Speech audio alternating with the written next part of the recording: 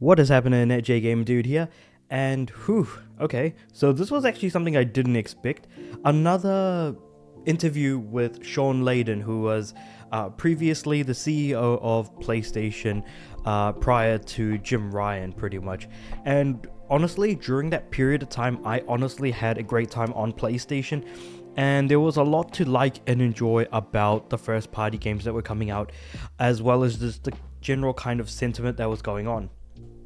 Now he's come out and said that console arms race has in fact plateaued, and I love this little quote here that this article was written, of course, by Jordan Middler at VGC, that the race is nearly over and the winner of the console wars is AMD, which is so very, very true for a number of reasons.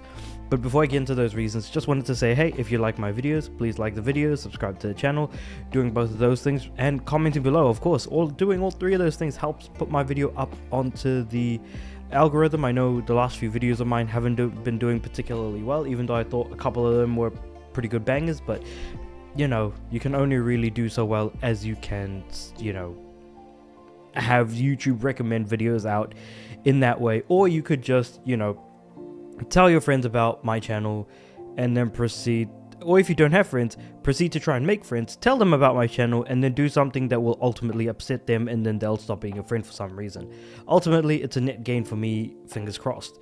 That being said, now the reason why AMD is actually the winner of all of this is because they are the ones who are making the chipset for both console manufacturers. I don't know if they're doing anything for Nintendo. I haven't actually bothered to look too much into that. But if you were looking at PlayStation versus Xbox, AMD is making the chipset and to some extent some of the hardware on their end. So that's actually quite interesting. But more specifically, the fact that console power arms race has kind of plateaued because people are not interested in powerful machines anymore as much as they used to be, which is actually really pretty much true. Like, I've personally never enjoyed the power of machines. I've more so been a proponent of, hey, if the game is fun, then, you know, why the hell not? Like, as long as the game is fun, like, that's my main concern. So what he said was that it's time for a real hard reset on a business model, a hard reset on what it is to be a video game, he said. It's not 80 hours or 90 hours, but if it is, that's a whole different category.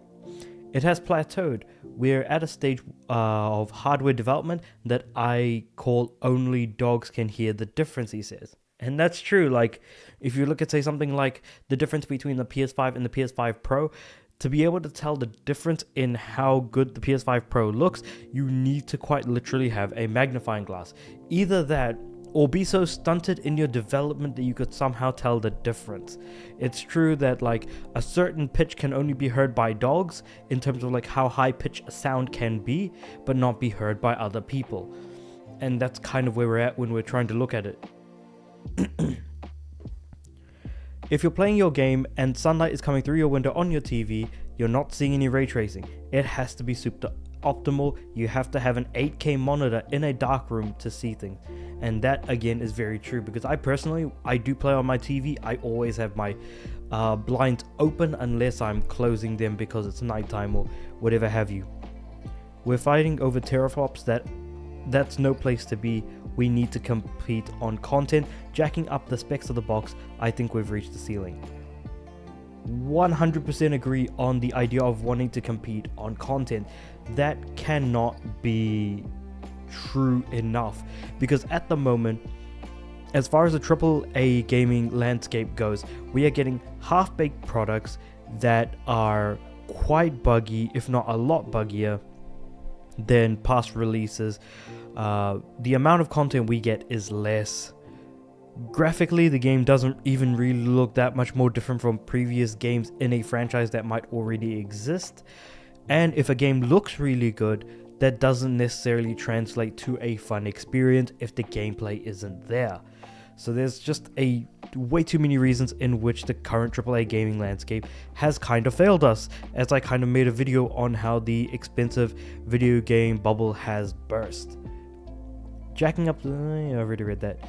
And it's funny that, like, the article then goes on to talk about how the Sony will introduce PS5 Pro next month, which isn't really worth it since it's only going to affect a handful of games for the most part. Though I was looking at wanting to get the 30th anniversary edition of the PlayStation Portal, now that I'm not actually playing PS5 games on my TV as much, but I'm playing on an iPad instead with a PS5 controller.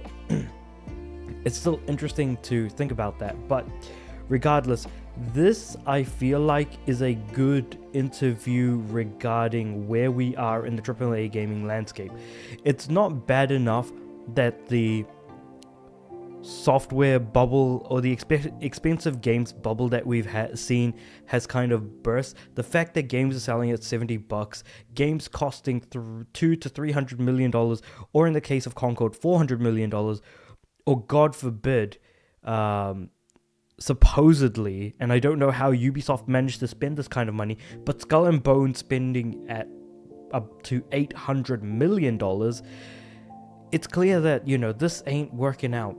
If you're going to be selling games at, make games with that sort of price tag involved, and you're selling them for $70, it's going to be difficult for it to make its money back. And that's why I can see people saying that, hey, it's only a matter of time before games increase in price to $80, $90, $100.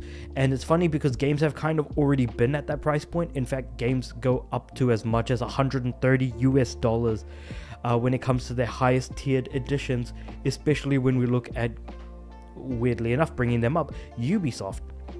They have the gold edition, which is so absurdly expensive that it's just not even funny worth on actually spending that money. And then you've got the base edition at $70, and then you've got this $100 silver edition that seems like you're getting more but not spending an absurd amount of money. So trying to get the just right comparison of, oh, this porridge is too hot, this porridge is too cold, but this one in the middle is just right type of thing. With that being said though, I feel like I'm gonna name this video the console hardware bubble has burst. I feel like that's a good title to have for this video. Because that's what we're talking about mostly, and it's not even just about PlayStation, it's about both PlayStation and Xbox. And I feel like to some extent, I guess you could talk PC as well. While PC does offer a lot of really great, performance options, the performance does not necessarily make games more fun. I guess that's kind of what I'm trying to say. But I am willing to say that I'm not in the PC gaming landscape, so I can't really speak too much about that. But I thought that this was a fascinating viewpoint to see, because I feel like a lot of people agree, but also this would also make for an excellent video at the same time that hopefully will do well. So with all that being said, let me know what you guys think about all this. Oh, actually, even better, let's actually end it on what Sean Layden concluded with, and he said that race is nearly over, and you know who won? AMD. With all that being said, like the video if you liked it, subscribe to the channel. I'm aiming for 400 subs at some point in the not too distant future. Most likely it'll be next year, but hopefully I can try and make it this year, but who knows. I do also have my Spotify link in the description below, so if you prefer an audio platform, that option is also available. But with all that being said and done, I do upload every day, so I'll see you guys tomorrow.